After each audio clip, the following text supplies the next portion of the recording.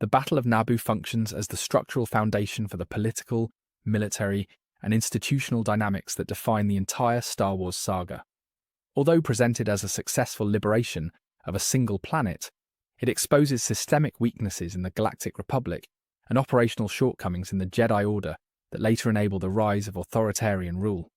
The events on Naboo reveal patterns of governance failure, bureaucratic inertia, and institutional complacency that persist across episodes and 3.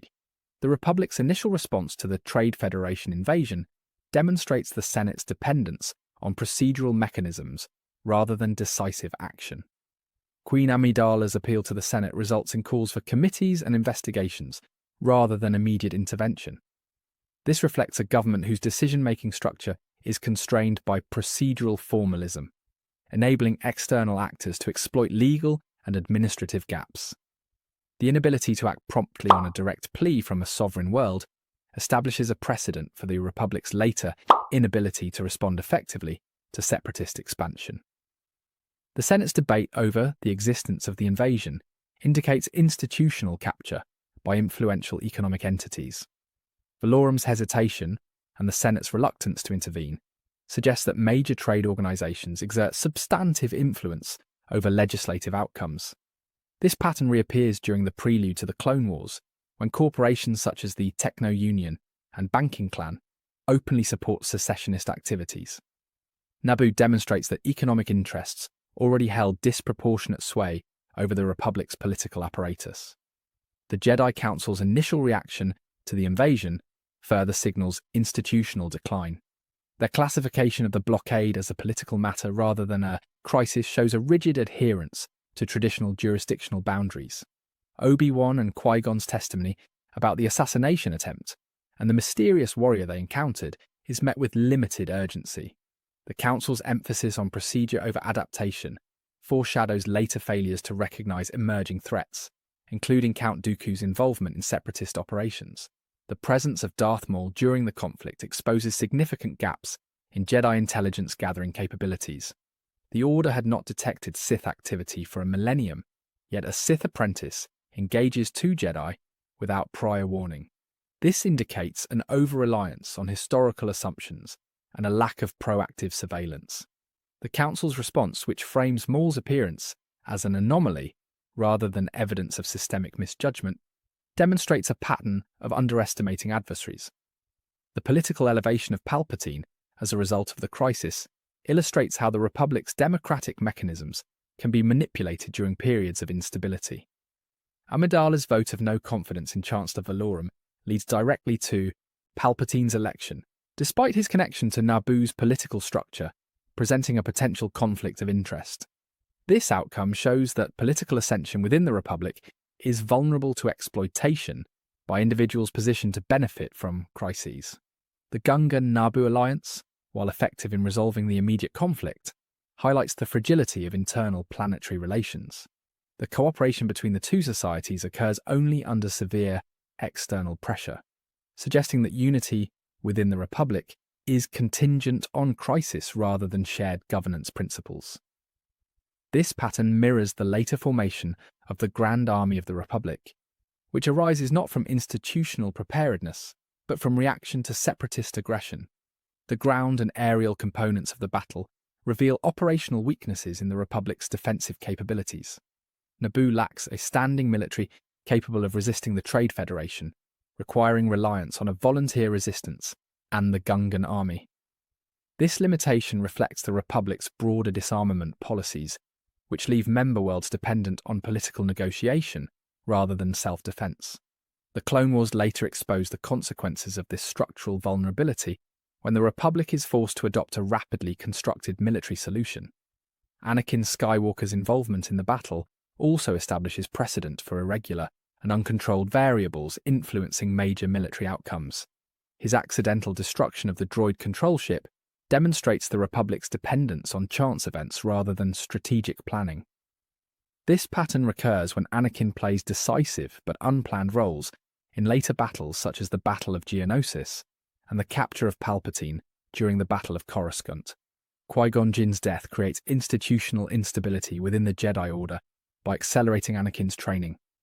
Obi-Wan's decision to train Anakin, based on Qui-Gon's final request, places the Order in a compromised position, accepting a student whose potential they simultaneously recognize and fear. This introduces internal inconsistency in Jedi decision-making that later contributes to Anakin's developmental challenges. The Jedi Council's recognition of Anakin as a potential chosen one, coupled with their reluctance to train him, reveals tensions between doctrine and practice. Their uncertainty introduces ambiguity into Anakin's role within the Order, establishing conditions under which conflicting expectations influence his behavior. This structural inconsistency contributes to future vulnerabilities in Jedi-initiated mentorship. The Trade Federation's ability to deploy a mechanized army without immediate Republic sanction underscores the inadequacy of governmental oversight. The fact that the invasion proceeded with minimal initial resistance demonstrates that the Republic lacked mechanisms for enforcing compliance among its own commercial entities. This lack of regulatory capacity later permits large-scale militarization among separatist factions. The significance of the Naboo conflict is further emphasized by the Jedi Council's misinterpretation of the Sith threat.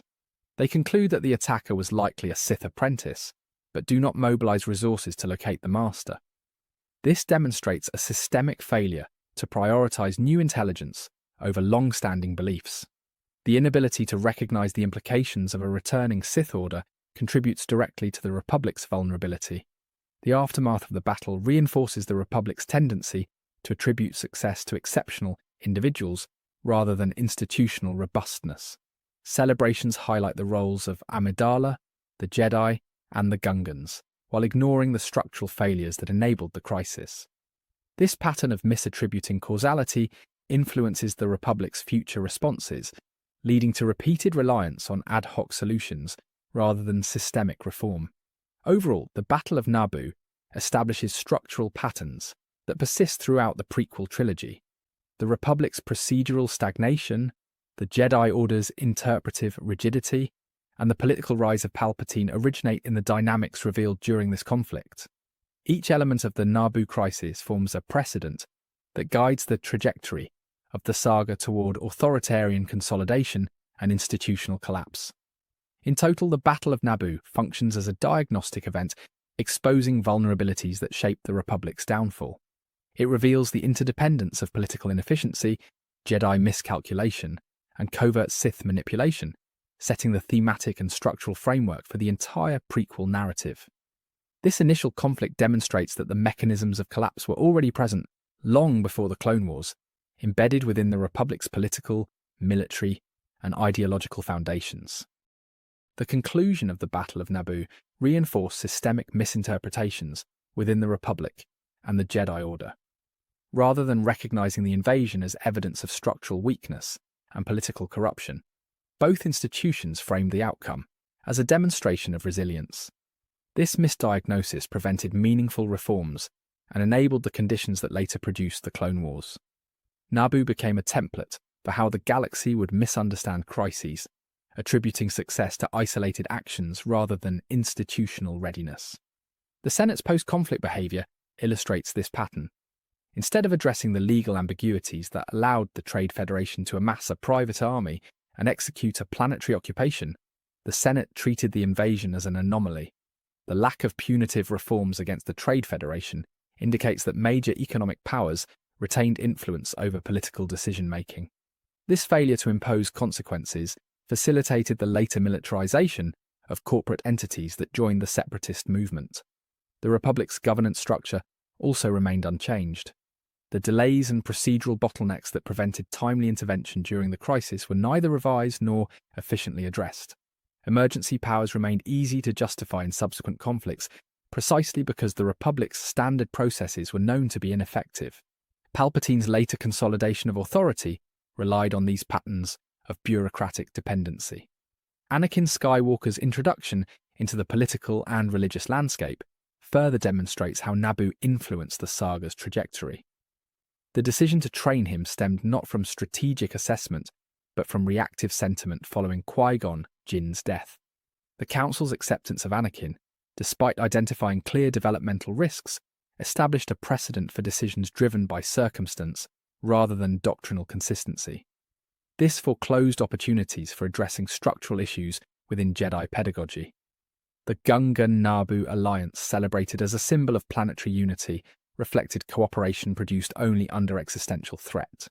The alliance dissolved its internal divisions not through institutional reform, but through necessity. This pattern mirrors later political dynamics within the Republic, where systems of cooperation emerged only when individual planets faced immediate danger. The fragility of these temporary alliances foreshadowed the Republic's eventual fragmentation into separatist and loyalist factions. The battle's outcome also reinforced the Jedi Council's interpretive rigidity. Despite encountering a Sith warrior, the Council neither revised its intelligence-gathering protocols nor altered operational doctrine. The assumption that the Sith threat remained limited to a single apprentice prevented broader investigation. This failure to assess the full scope of the threat allowed Sidious to expand influence without resistance. The Council's conservative response forms a direct line to their later inability to detect Dooku's Sith allegiance. The success of the young Queen Amidala further contributed to misaligned perceptions of governance. Her decisive action against the Trade Federation encouraged a belief that individual political will could compensate for the Republic's declining functionality. This reliance on exceptional leadership, rather than systemic reform, repeated throughout the prequel era, as the Senate increasingly deferred to charismatic figures such as Palpatine instead of addressing institutional breakdown. The battle's military structure exposed vulnerabilities in the Republic's defense apparatus. Naboo's dependence on non-Republic forces highlighted the absence of a centralized military. This weakness prompted the Senate to authorize the Grand Army of the Republic during the Geonosis crisis.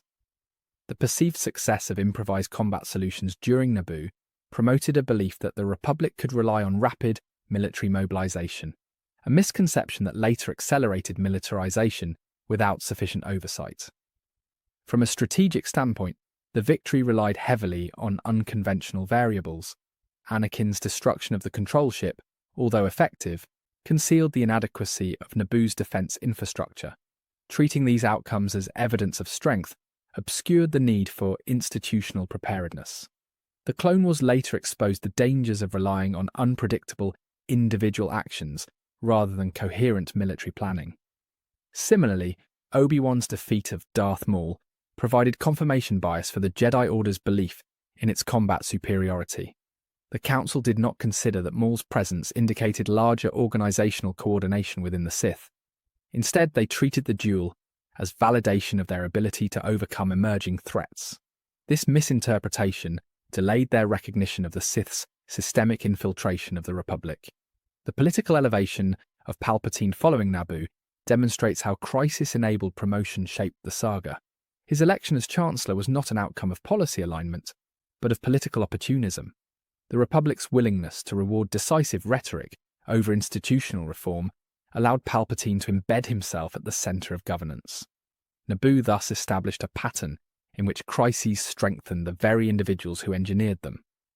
The Trade Federation's survival after the conflict further illustrates systemic permissiveness. Despite orchestrating an illegal invasion, the Federation retained economic and political influence. This tolerance of corporate militarism became a precedent that encouraged similar organizations to join the Confederacy of Independent Systems. The Republic's inability to enforce accountability increased incentives for secession. The Jedi response to the aftermath of the battle reinforced their growing political entanglement. Their investigation of the Sith shifted toward internal speculation rather than proactive analysis. Instead of considering broader geopolitical implications, they focused primarily on the apprentice's identity. This narrow framing inhibited their ability to perceive Sidious's strategic manipulation of the Republic and the Senate. Naboo also demonstrated the Republic's dependency on local leadership to resolve crises. Rather than establishing mechanisms for rapid response or revising intervention protocols, the Senate praised Amidala's actions. This transferred responsibility for security to planetary governments ill-equipped to confront large-scale threats. The decentralization of crisis management contributed to inconsistent defense policies across the galaxy. Finally, the battle reinforced a misleading narrative that the Republic and Jedi Order remained stable institutions. public celebrations obscured the structural weaknesses exposed during the conflict. Instead of recognizing the invasion as evidence of systemic decline, the galaxy perceived it as an isolated incident successfully resolved. This collective misinterpretation allowed underlying political, military, and philosophical failures to persist unchecked.